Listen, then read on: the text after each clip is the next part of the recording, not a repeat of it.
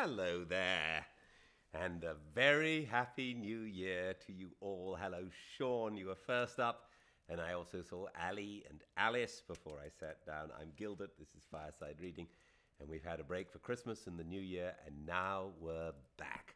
And I'm so happy that you're joining me. This is so lovely that you make a little space in your day for Fireside Reading. We've been doing it now almost 2 years. And I love to do it, and despite, I think I caught a little cold on the plane back, not COVID, tested, not COVID, but I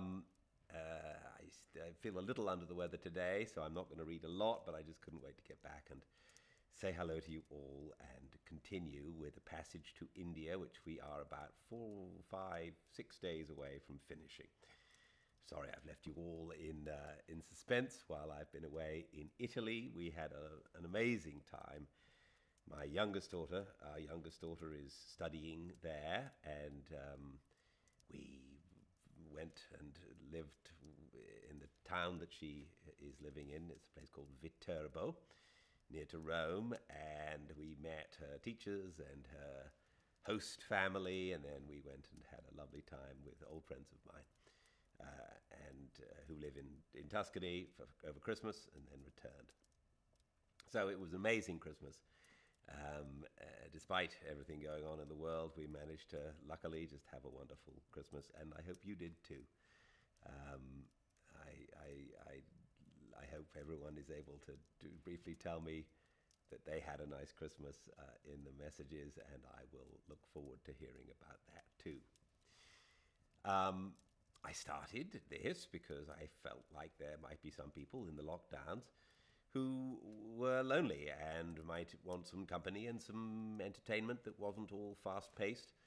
And I like reading. I've done a lot of audiobooks. I'm an actor. And I figured it was a good thing to do, and it's turned out to be that with a YouTube channel, and now we're making professionally Fireside Readings of various classic books, The Wizard of Oz, Winnie the Pooh, Peter Pan, Jungle Book, Sherlock Holmes story, Jeeves and Wooster story. It's really, it's amazing how it's taking off, and I think the kernel of people who really kept me at this are the people who join me on YouTube, and I'm so grateful for you and your enthusiasm, and that's why I keep coming back. And I'm so grateful that you too keep coming back. All right, enough preamble. And while my voice holds out, let's go back to a passage to India. Welcome to the first 2002 edition of a Fireside Reading of A Passage to India. Chapter 31. Aziz had no sense of evidence. The sequence of his emotions decided his beliefs and led to the tragic coolness between himself and his English friend. They had conquered, but were not to be crowned. Fielding was away at a conference, and after the rumour about Miss Quested having been with him undisturbed for a few days, he assumed it was true. He had no objection on moral grounds to his friends amusing themselves, and Cyril, being middle-aged, could no longer expect the pick of the female market and must take his amusement where he could find it. But he resented him making up to this particular woman, whom he still regarded as his enemy. Also, why had he not been told? What is friendship without confidences? He himself had told things sometimes regarded as shocking, and the Englishman had listened, tolerant, but surrendering nothing in return. He met Fielding at the railway station on his return, agreed to dine with him, and then started taxing him by the oblique method, outwardly merry. An avowed European scandal there was. Mr. McBride and Miss Derrick. Miss Derrick's faithful attachment to Chandrapur was now explained. Mr. McBride had been caught in her room, and his wife was divorcing him. That pure-minded fellow. However, he will blame the Indian climate. Everything is our fault, really. Now, have I not discovered an important piece of news for you, Cyril? Not very, said Fielding, who took little interest in distant sins. Listen to mine. Listen to mine. Aziz's face lit up. At the conference, it was settled. This evening will do for schoolmastery. I should go straight to the Minto now. The cholera looks bad. We begin to have local cases as well as imported. In fact, the whole of life is somewhat sad. The new civil surgeon is the same as the last, but does not yet dare to be. That is all any administrative change amounts to. All my suffering has won nothing for us. But look here, Cyril, while I remember it, there's gossip about you as well as McBride. They say that you and Miss Quested became also rather too intimate friends. To speak perfectly frankly, they say you and she have been guilty of impropriety. They would say that. It's all over the town and may injure your reputation. You know, everyone is by no means your supporter. I have tried all I could to silence such a story. Don't bother. Miss Quested has cleared out at last. It is those who stop in the country, not those who leave it, whom such a story injured. Imagine my dismay and anxiety. I could scarcely get a wink of sleep. First my name was coupled with her, and now it is yours. Don't use such exaggerated phrases. As what? As dismay and anxiety. Have I not lived all my life in India? Do I not know what produces a bad impression here? His voice shot up rather crossly. Yes, but the scale. You always get the scale wrong, my dear fellow. A pity there is this rumour, but such a very small pity. So small that we may as well talk of something else. You mind for Miss Quested's sake, though, I can see from your face. As far as I do mind, I travel light. Cyril, that boastfulness about travelling light will be your ruin. It is raising up enemies against you on all sides and makes me feel excessively uneasy. What enemies? Since Aziz had only himself in mind, he could not reply. Feeling a fool, he became angrier. I have given you list after list of the people who cannot be trusted in this city. In your position, I should have the sense to know I was surrounded by enemies. You observe I speak in a low voice. It is because I see your sais is new. How do I know he isn't a spy? He lowered his voice. Every third servant is a spy. Now, what is the matter? He asked, smiling. Do you contradict my last remark? It simply doesn't affect me. Spies are as thick as mosquitoes. But it's years before I shall meet the one that kills me. You've something else on your mind. I've not. Don't be ridiculous. You have. You're cross with me about something or other. Any direct attack threw him out of action. Presently he said, So you and Mademoiselle Adela used to amuse one another in the evening. Naughty boy. Those drab and high-minded talks had scarcely made for dalliance. Fielding was so startled at the story being taken seriously and so disliked being called a naughty boy that he lost his head and cried, You little rotter! Well, I'm damned amusement indeed. Is it likely at such a time? Oh, I beg your pardon, I'm hurt. The licentious oriental imagination was at work, he replied, speaking gaily but cut to the heart. For hours after his mistake, he bled inwardly. You see, as is the circumstances.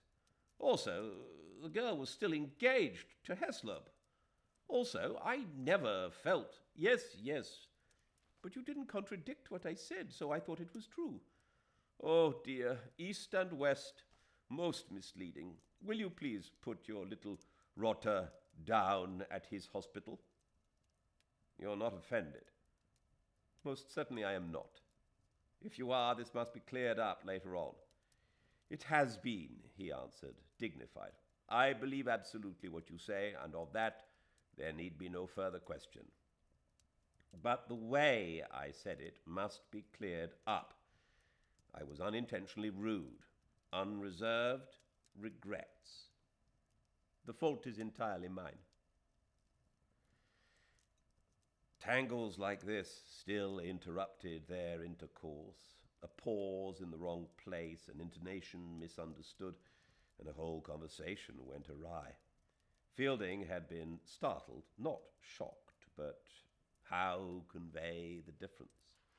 There is always trouble when two people do not think of sex at the same moment, always mutual resentment and surprise, even when the two people are of the same race. He began to recapitulate his feelings about Miss Quested, as ease cut him short with, "But I believe you, I believe. Mohammed Latif shall be severely punished for inventing this. Oh, leave him alone. Like all gossip, it's merely one of those half-alive things that try to crowd out real life. Take no notice, it'll vanish like poor old Mrs. Moore's tombs. Mohammed Latif has taken to intriguing. We are already much displeased with him. Will it satisfy you if we send him back to his family without a present? We'll discuss ML at dinner." His eyes went clotted and hard. "Dinner? This is most unlucky. I forgot. I have promised to dine with Das. Bring Das to me. He will have invited other friends. You are coming to dinner with me as arranged," said Fielding, looking away. "I don't stand this. You are coming to dinner with me. You come." They had reached the hospital now. Fielding continued round the Maidan alone. He was annoyed with himself, but counted on dinner to pull things straight. At the post office, he saw the collector. Their vehicles were parked side by side, while their servants competed in the interior of the building. "Good morning. So, you are back," said Turton, icily. "I should be glad if you will put in your appearance at the club this evening." "I have accepted re-election, sir. Do you regard it as necessary I should come? I should be glad to be excused. Indeed, I have a dinner engagement this evening." "It is not a question of your feelings, but of the wish of the Lieutenant Governor. Perhaps you will ask me whether I speak officially. I do. I shall expect you this evening at 6. We shall not interfere with your subsequent plans." He attended the grim little function in due course. The skeletons of hospitality rattled. Have a peg, have a drink. He talked for 5 minutes to Mrs. Blakiston, who was the only surviving female. He talked to McBride, who was defiant about his divorce, conscious that he had sinned as a sahib. He talked to Major Roberts, the new civil surgeon, and to young Milner, the new city magistrate. But the more the club changed, the more it promised to be the same thing. "It is no good," he thought, as he returned past the mosque. "We all build upon sand, and the more modern the country gets, the worse will be the crash. In the old 18th century, when cruelty and injustice raged, an invisible power repaired their ravages. Everything echoes now. There's no stopping the echo. The original sound may be harmless, but the echo is always evil." This reflection about an echo lay on the verge of Fielding's mind. He could never develop it. It belonged to the universe that he had missed or rejected. And the mosque missed it too. Like himself, those shallow arcades provided but a limited asylum. There is no God but God doesn't carry us far through the complexities of matter and spirit. It is only a game with words, really, a religious pun, not a religious truth. He found Aziz overtired and dispirited, and he determined not to allude to their misunderstanding until the end of the evening. It would be more acceptable then. He made a clean breast about the club, said he had only gone under compulsion and should never attend again unless the order was renewed. In other words, probably never, for I am going quite soon to England.